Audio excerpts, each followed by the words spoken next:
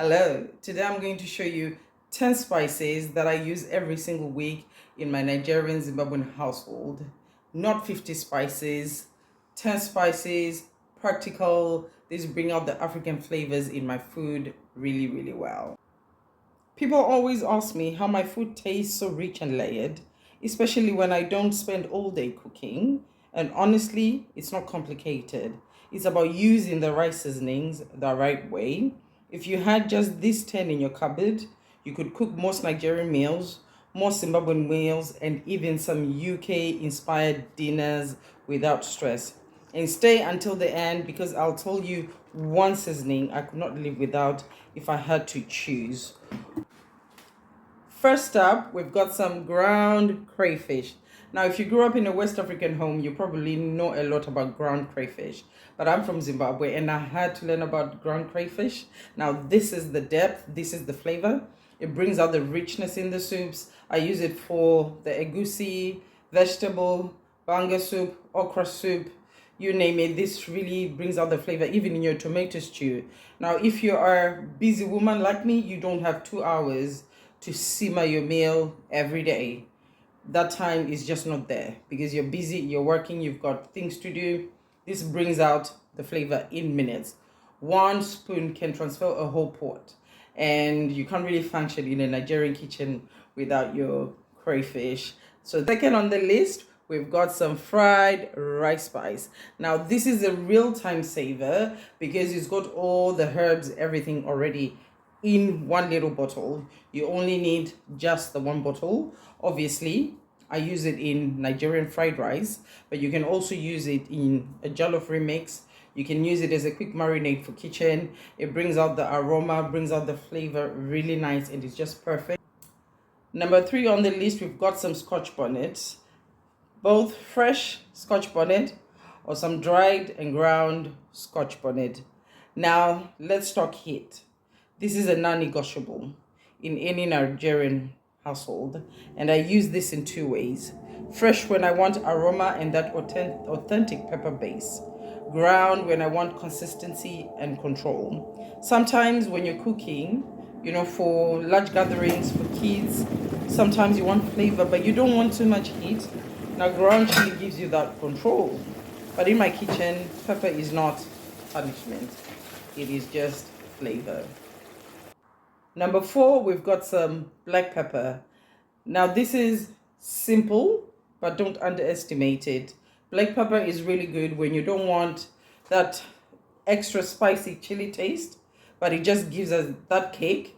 And I use this a lot. I use this a lot in probably all the meat dishes. It's good in your meat, in your rice. You can use it with your eggs. I mean, you can use black pepper in a lot of things. This is definitely a keeper in an African kitchen. It just brings out the flavor really well. Number 5 on the list, I've got some paprika. Now, this is one of my favorite modern additions to any dish. This is mild and sweet, so it brings out that sweetness in your dishes.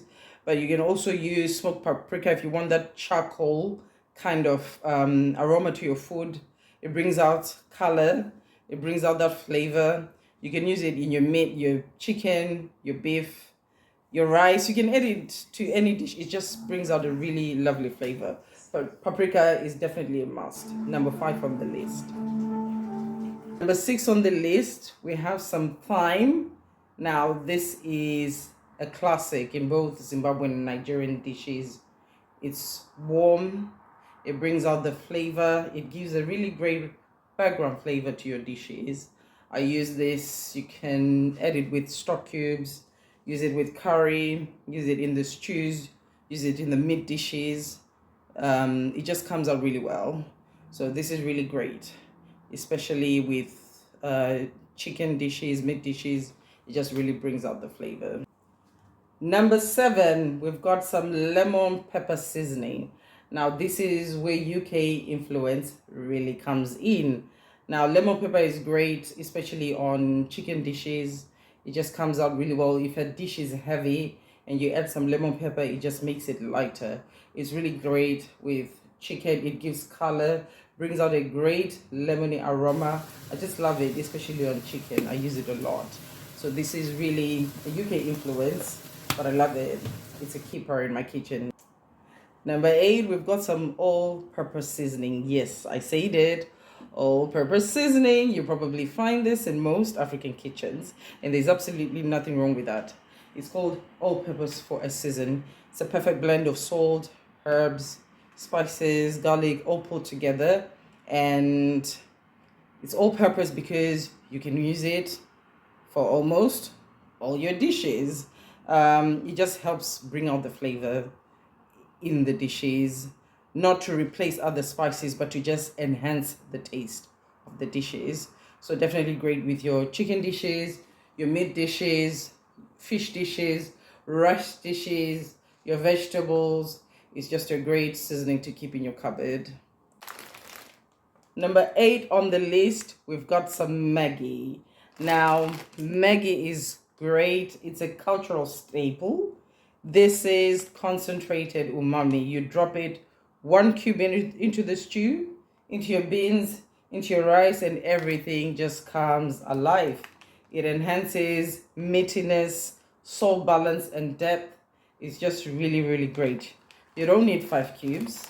You just need the right amount. When used properly, it just entirely elevates the pot. So maybe Maggi cubes, definite must in any African kitchen. Last but not least, we've got some adobo. Now, this is one of my favorite shortcuts for marinades. It's garlic forward, it's savory, it's balanced. I use it on chicken thighs, use it on beef, on oven baked meals, even on roast potatoes sometimes. It just brings out the flavor.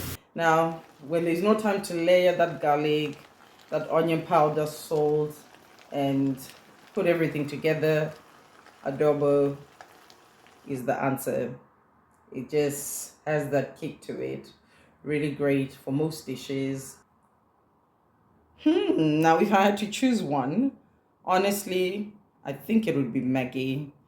Difficult, had to really think about it, but I think it would be Maggi because it builds the base of so many traditional dishes. Without it, things taste like something is missing. It is small but powerful. So that's it. These are the 10 seasonings that actually run my kitchen. These are not trends. These are not aesthetics. This is real, practical, cultural flavor.